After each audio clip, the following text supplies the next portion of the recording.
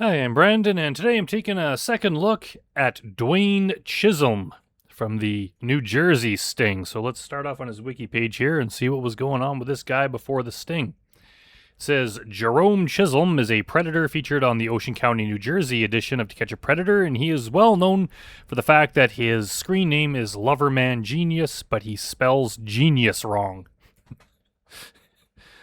So that's how much of a genius he is. Let's continue. Chisholm, 29 at the time of this sting, was a personal trainer at a gym. In March of 2007, he began chatting with a girl he believed to be underage named Alice. He starts off by mentioning that he's a bodybuilder, and he shows her pictures attesting to that fact. He also starts to make plans to meet her the same night. So I guess he was a fast mover, or at least wanted to be a fast mover.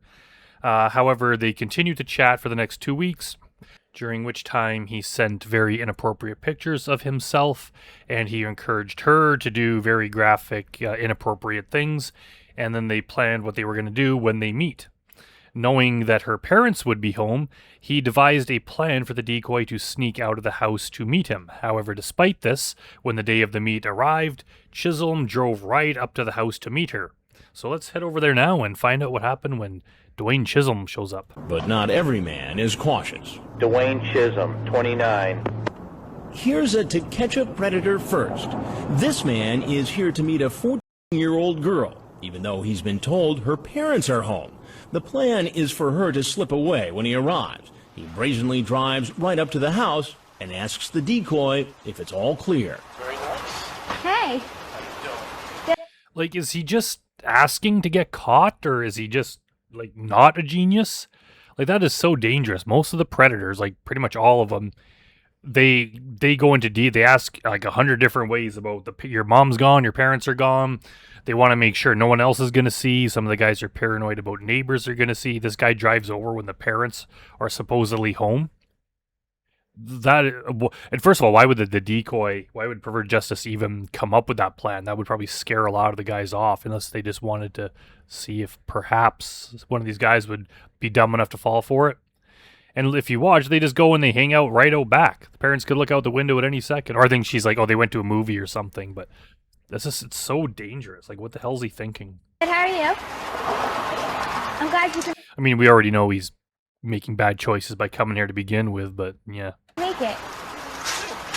And guess what? My parents went to the movies. Stop. I swear, they're gone. He's They really like keeping a fence between the predator and the decoy in this episode. 29-year-old Dwayne Chisholm, a man in He's just like, how do I get over there to where you are? There's just like a fence blocking the way. at a gym. He's been chatting online with a decoy for 2 weeks. Calling himself Loverman Genius, he spells genius incorrectly. Genuous. He sends the decoy, pretending to be 14, pictures of himself as a bodybuilder. You think young girls are interested in that kind of thing? I don't know. I think not. I think he's just a huge creep. Saw his pictures and I was honestly really scared because he was a bodybuilder. He could probably like grab me with his hand and squeeze the guts out of me. Then he sends her pictures of his Have you had something that big already? Not that big. I bet you're a really good lover, very slow and soft. I just hope you like it.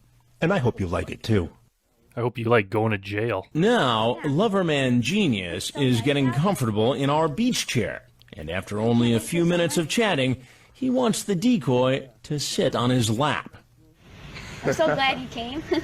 Look how big that guy is compared to the chair versus how small Casey is compared to her chair. Glad too. Yeah. She's like being swallowed by the chair, and him, it's like, if it wasn't for that back part, you wouldn't even know he's sitting in a chair. You wanna come on over?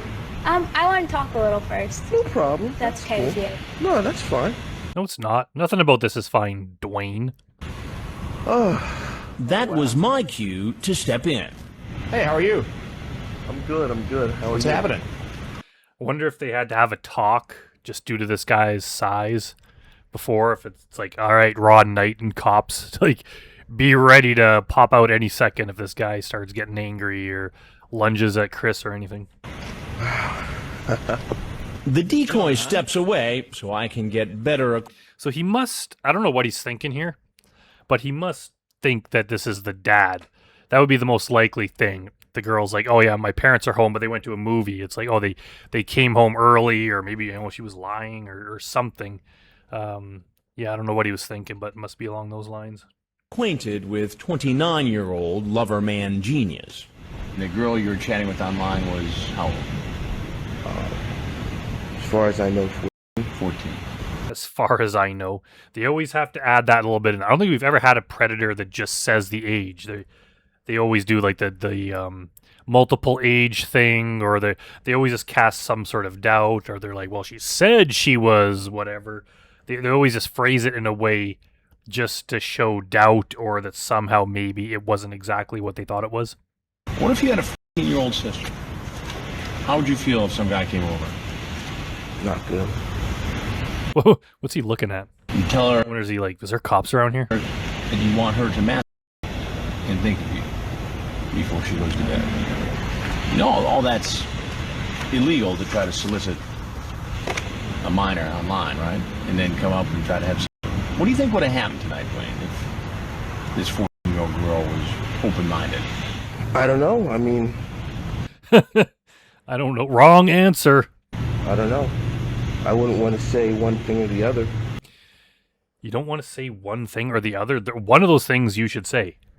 One of those answers is going to put you in prison. One might not. Well, they're both going to put you in prison because we know you're lying. But these, like, we know exactly what it was. And do they think that since they never touched this decoy, that they're untouchable, that they can't get in trouble for this? Because why would you say that? You're not allowed to go over to a minor's house if it's like maybe something will happen, maybe not. You're not allowed to put yourself in a position when a young person like that is home alone where it's like, you'll just go and see what happens. Like, no, we lock guys up for that. They must not know because he's just like, maybe, it's a 50-50 thing. Maybe it would, maybe not. Like these guys, their stupidity just never ceases to amaze me. So you wouldn't rule out the possibility of you having sex with a girl? I wouldn't force her to do anything that she would or wouldn't want to do. Like, do they not, like, this guy, he may not be a genius, but he has to have basic sense. He has to know that a minor can consent. It doesn't matter if you force yourself or not. Even if she is willing, you're not allowed to do that. The word statutory is there for a reason.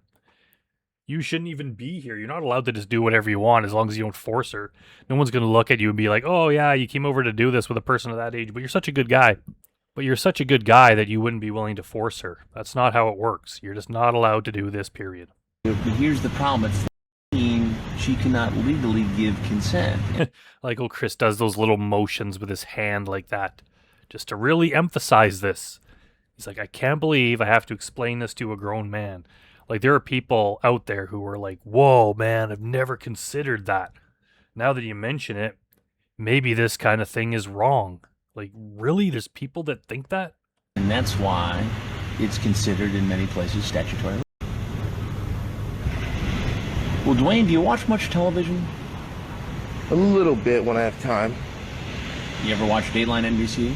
I guess I'm on I wonder if any of these guys get a television in their prison cell. And they could tune into NBC and watch themselves. it right now, right? Yeah, you are. You are on it, Dwayne. So you kind of figured out what's going on.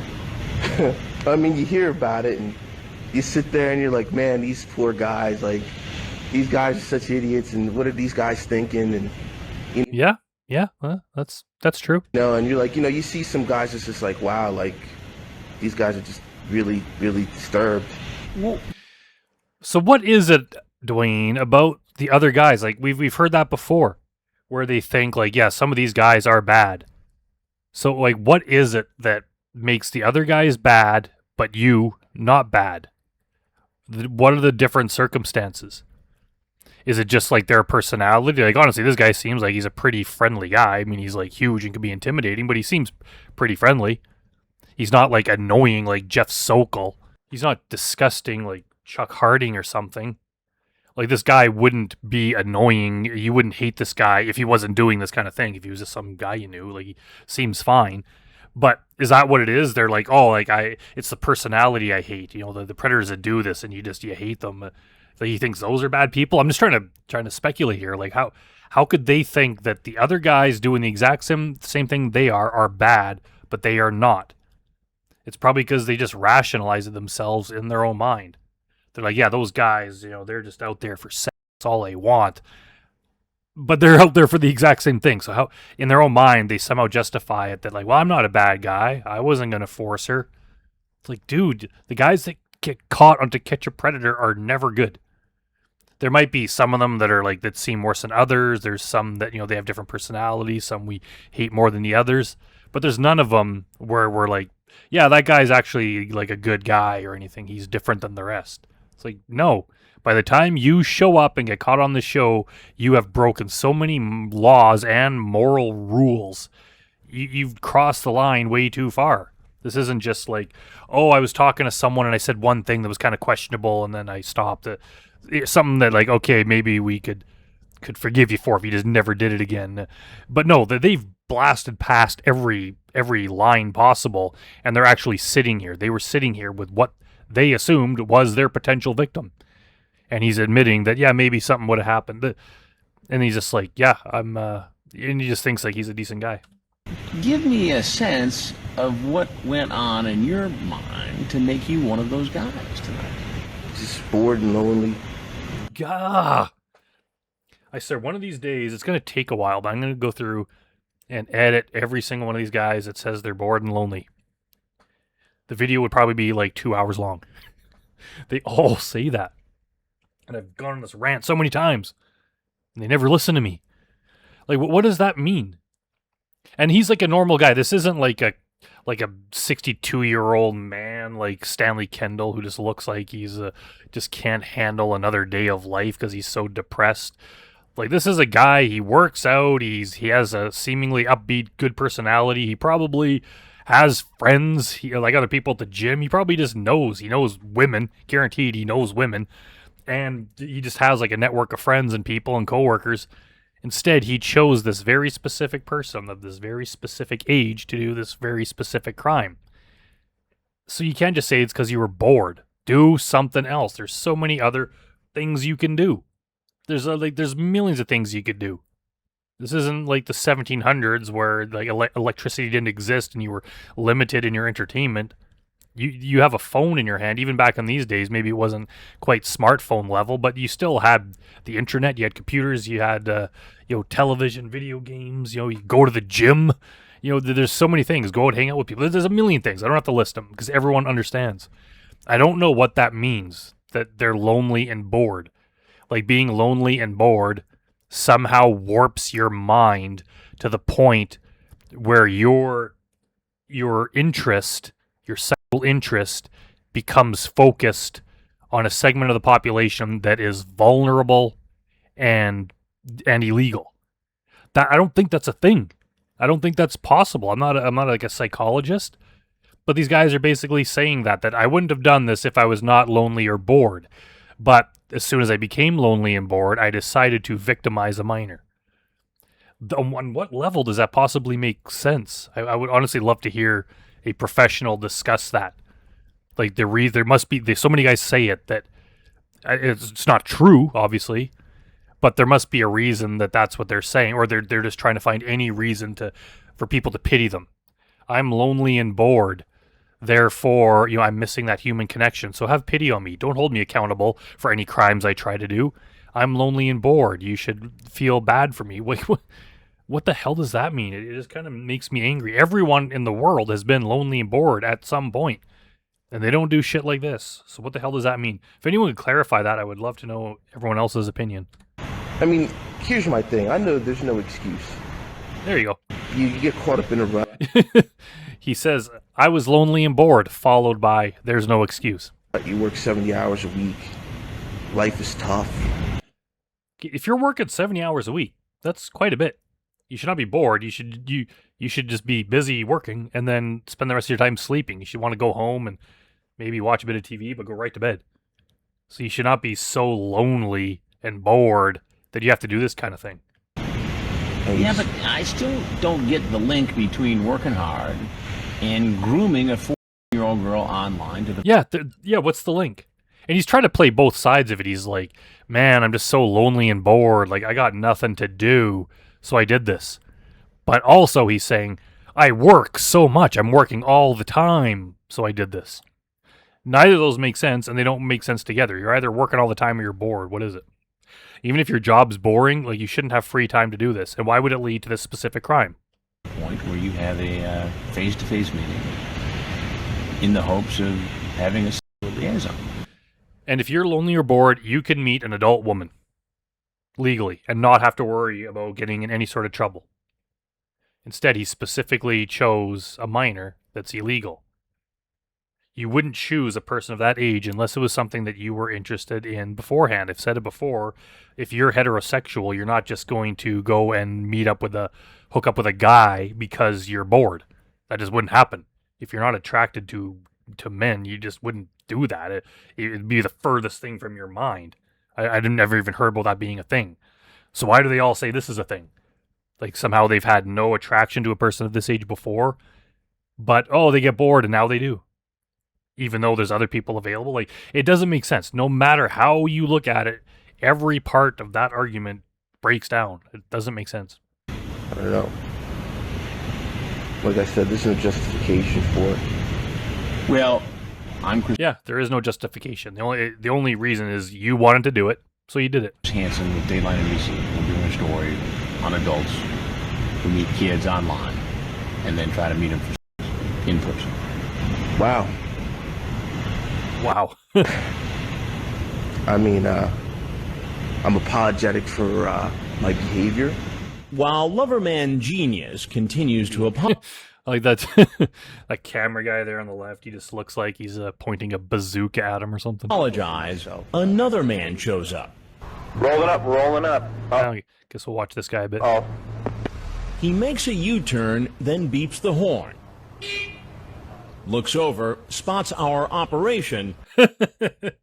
Imagine the fear going through that guy's mind. He just glances over and then just sees some dude in a like a chair, in a lawn chair on the beach or on the sand, and then Chris Hansen looming over him, and then you got Bazooka Man there pointing a camera at him.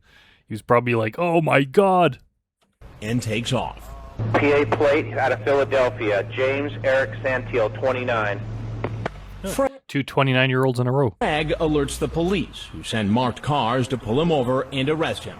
Turns out he's a school bus driver. Uh-oh. I appreciate your candor. Back at the house, Loverman Genius I like how we just have that little side quest there where we go see the other guy for a minute. asks an unusual question. So, when do I get to see myself on TV? Well, we haven't figured all that out yet. We're still doing the story. I understand. That's part of the process. I understand. You do realize, Dwayne, that this isn't good. Like, this isn't the kind of thing you're not going to invite your friends over and the family to gather around and watch this. This is kind of embarrassing, and you really don't want it. I'm gonna have a whole lot of people that I know seeing it and like, oh my god. Yeah, a whole lot of people you don't know too. This guy, he helps me out in the gym, and I might have to look for new work. Yeah. Employers and pretty much everyone doesn't like this kind of thing. This kind of thing still haunts a lot of these guys to this day. There's people still trolling some of these guys and exposing them. It's the kind of thing that it's humiliating, it's wrong, it's evil, it's disgusting.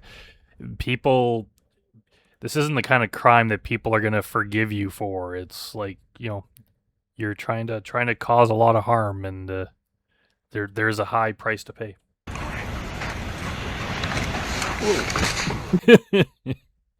I can't believe I'd probably do the same thing trying to get out of that chair. They're pretty low to the ground. All right. Yeah, I'm all right. But he probably won't be all right for long.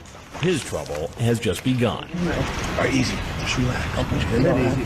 We're not gonna do anything to hurt you. As to Yeah, I don't know why they pin him down, but they're very soft with him. Don't worry, we're not going to hurt you. Some of the guys are like, get on the ground now, and like swear at him and stuff. But I guess they're like, this guy's big. We don't want to put up a fight, so let's just treat him nicely. Ketchup Predator, New Jersey continues. All right, so that's it for the segment. Let's head back over to the wiki page and find out what happened to Dwayne Chisholm after this. All right, in 2008, Chisholm pled guilty and was sentenced to 6 months in jail, 1 year of probation, and lifetime supervision and registration as an offender. So I think some of these guys got less than that. So I can't remember what. I'd like to see a list to compare of what guys got what, but he got some jail time anyway. Subsequent arrest on April 24th, 2017, resulting from an investigation regarding an abandoned car registered to him. Chisholm was found at a residence in Chesterfield that was different from his listed address on the registry. Chisholm told officers that he didn't live there and that he sometimes takes naps at this residence between working. So what? You just go into a random house to take naps? That's kind of weird. A search of the premises the next day by Chisholm's parole officer located mail addressed to Chisholm delivered to him at that address, and he was subsequently arrested for failing to notify law enforcement of his change of address as an offender and for failing to register as an offender. His subsequent mugshot showed he had lost all of his muscle mass from 10 years prior. Oh, so he's not even a bodybuilder anymore. And these guys are so dumb. Like, this happens a lot. These guys get registered for failing to register. Like, why would that not be something that you kept up with? It's possible to fly under the radar and maybe live somewhat of a normal life being on the registry, even though it's probably hard. But if you just don't keep up with it, they're going to come and arrest you, and then you're going to be in trouble all over again. Like, how hard is it? It's like renewing your license. Like, it's not like you have to do it every day. Just do it when you're supposed to do, and don't move to some other house and then not notify him about it, and then lie to the police when you get there, and then now you're just in trouble all over again. During the search of his residence, Chisholm's parole officer also discovered 2 knives, one 11 inches and one 16 inches, as well as a glass smoking pipe. Chisholm was also charged with 2 counts of 4th-degree unlawful possession of a weapon and possession of paraphernalia. Chisholm's parole was subsequently revoked, and he was sentenced to a year in state prison. So he actually got more time in prison for this than he did for his original bust, just because he couldn't follow the rules. He was released in April of 2018. He then accepted a plea deal to avoid further punishment on his other charges, and for pleading guilty to just 1 count of 4th-degree unlawful possession of a weapon, he was ordered to continue his lifetime parole supervision with an additional $25 monthly fine. A month, like forever, for the rest of your life, you have to pay. I mean, $25 isn't like a huge amount of money, but having to pay that every month for the rest of your life, is that what they're saying? It's kind of harsh. Under trivia, it says, Dwayne's size was so intimidating to everyone that he had Casey scared he was going to squeeze the guts out of her, as he said. The police also gave him the softest takedown of all the men caught. Instead of shouting commands at him, the arresting officer said in a soothing voice, "Relax, no one's going to hurt you." Yeah, we just heard that. Even Chris chose not to use confrontational language towards him, electing to save such talk until post-production. So it's kind of bad that they're like scared of this guy, so they only intimidate and get mad at the weaker looking guys, the smaller guys. Is that what they're saying? It says that Dwayne would often be compared to WWE wrestler and MMA competitor Bobby Lashley. I'm not even sure who that is. And there's some more trivia here if you want to head over to the page and check it out, but some of it I'm not even sure if it's true. But it ends by saying that since Chisholm is a resident of New Jersey and is classified as a low-risk offender, his registration information is not publicly available. It was public for a time after his arrest, but it has been removed. All right, so that's it for Dwayne Chisholm. So thanks for watching, everyone. Let me know if there's any other predators you want me to cover, and if you want to help support me, you can sign up to my Patreon channel. The link is in the video description here. I'm uploading all sorts of videos over there. I do all the Takedown with Chris Hansen episodes and a whole bunch of other things that I can't put here on YouTube. So thanks for watching, and I'll see you next time.